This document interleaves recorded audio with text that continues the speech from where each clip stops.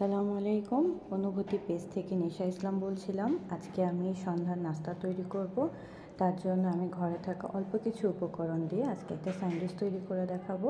এর জন্য আমি নিয়েছি 4 পিস পাউরুটি, 2টো ডিম, কাঁচামরিচ, পেঁয়াজ কুচি, সাদা লবণ, গোলমরিচের গুঁড়ো এবং এটা হচ্ছে চিজ গ্রেট করা।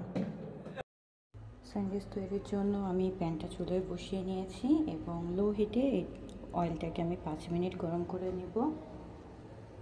আমি এখানে স্যান্ডউইচ তৈরির জন্য পাউরুটিটা প্যানে বসিয়ে দেব এবং এখানে আমি যে ডিমটা রেডি করে রেখেছিলাম কাঁচামরিচ, পেঁয়াজ এবং সামান্য একটু লবণ দিয়ে ডিমটা ফেটে আমি আগে থেকেই তৈরি করে রেখেছি।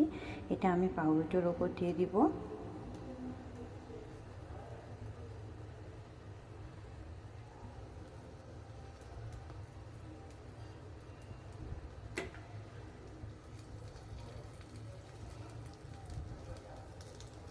ডিমটা দেওয়া হলে এটার উপর আমি খানিকটা কিছু চিজ দিয়ে দিব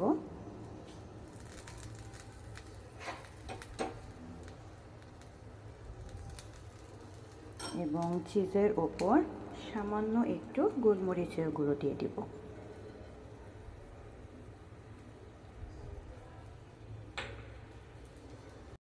উল্টো পাশটা ভাজা হয়ে গেলে এটাকে আমি আলতো হাতে একটু উল্টে দিব যেন খুলে না যায়।